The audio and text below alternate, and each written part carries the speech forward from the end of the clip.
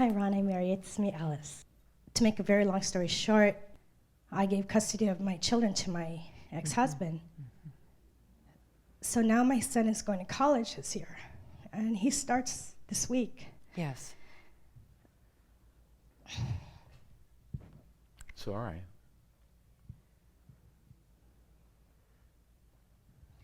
And I asked him,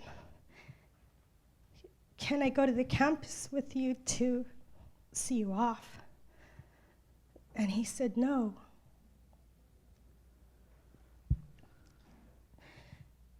This is something I've been waiting for since he was born. And I don't know if he has forgiven me or if he will ever forgive me for having left the marriage. And I don't know how to get my peace with that.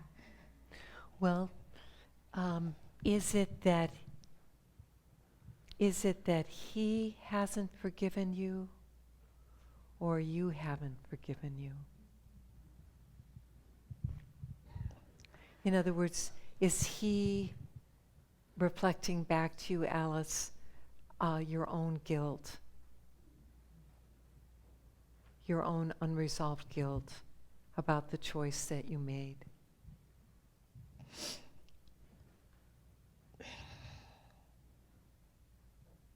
Probably. You know, because often other people that are close to us become the mouthpiece of our own unresolved judgments within ourselves. They mirror them to us. How old were you when you made that decision? I was 34. And how old were your children? My son was 4, and my daughter was, I think, almost 2. Yeah. And your husband then had custody of the children? We were married, and when we were going through the divorce, I gave quote unquote temporary custody because I didn't know if I could make it on my own. Yeah. And then? And I haven't been able to, but they've thrived living with their father. Yes. What I hear you saying is at the time you made a temporary decision because that was the best way you knew to move forward with what seemed necessary for you in terms of separating from your husband. Is that accurate? That's accurate. And then it became, it sounds like, a more permanent situation. Yes, I kept trying to catch up and say, I'm going to get them back, I'm going to get them back. And it's been like trying to tread water. Yeah. And I never did get them back. So if you could, if you spoke from the place that really knows what's so inside of you about how this is currently, the current reality inside of you, about the decision that you made and what's flowed from it. I feel I failed as a parent. Yeah. Yeah.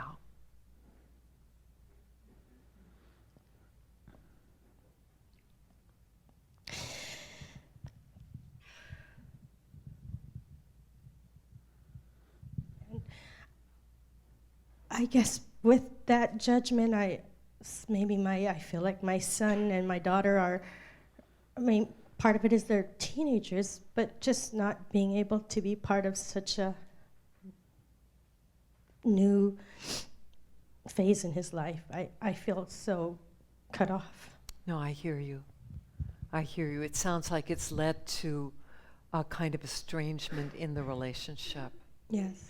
And I hear that that is painful for you. But it sounds like one of the principles of spiritual psychology, for those of you that are new here this evening, is that outer experience is a reflection of inner reality. And in a way, what I hear you saying is I have this very deep judgment inside myself that I failed as a parent, and my son mirrors back to me that judgment by excluding me from participating in what would be very meaningful activities for me having to do with his life. Yes. That's Does that accurate. seem accurate, Alice? Yes. So what would it take for you to have compassion for yourself with regard to this? I feel like I have a block. A block meaning? Like I can't feel.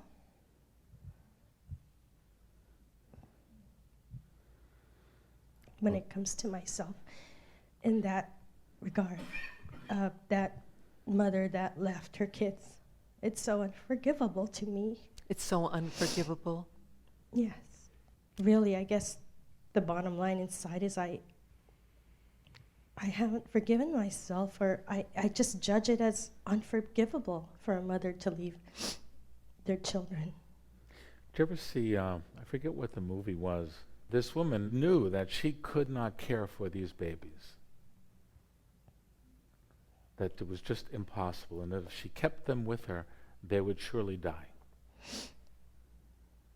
And so she laid them down at the base of a tree in the hopes that somebody would come along and take care of them, which they did, and she left.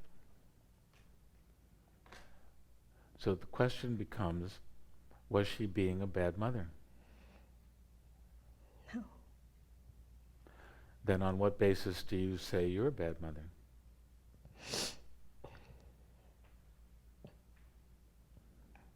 When I'm not in their lives. That's not a valid basis for you to say you're a bad mother.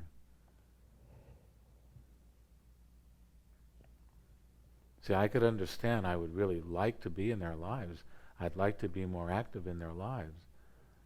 And it would be very joyful to me and heartfelt to be in their lives. But that you are not does not make you a bad mother. Unless, of course, you believe that it does.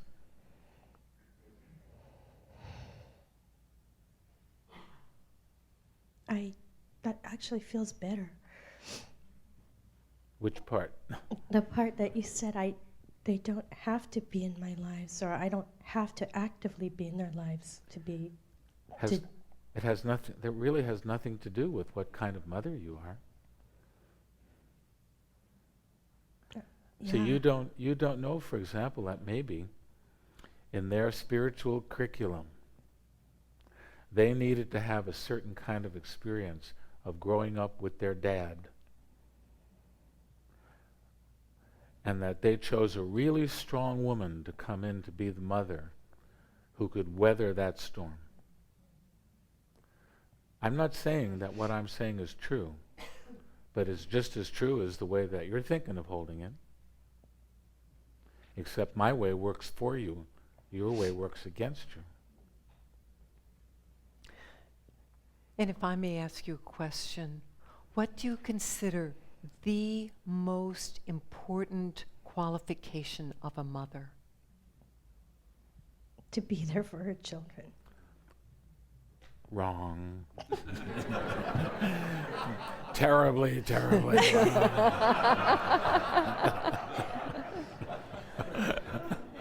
I would submit to you that the most important qualification is unconditional love.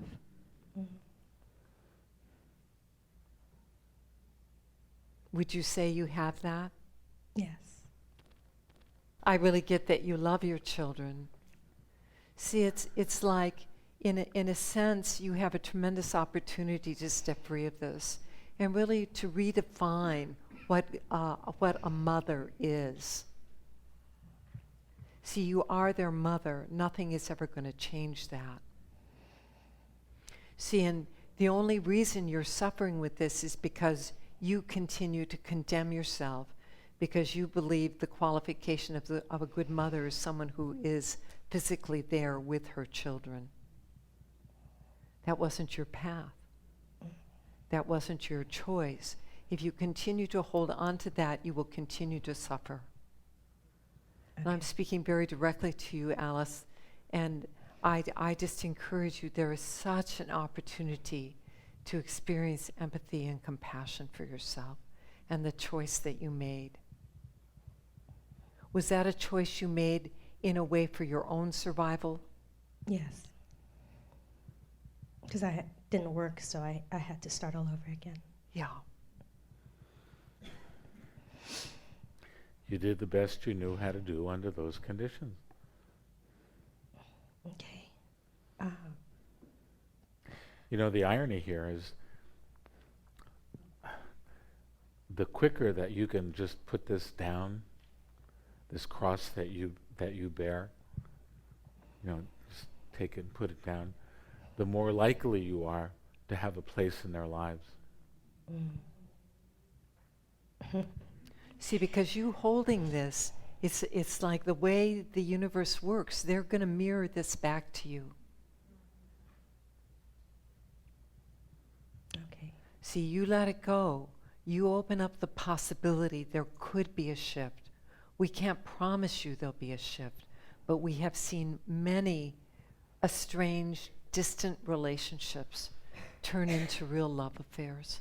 And so have you. Yeah. Okay. I feel better.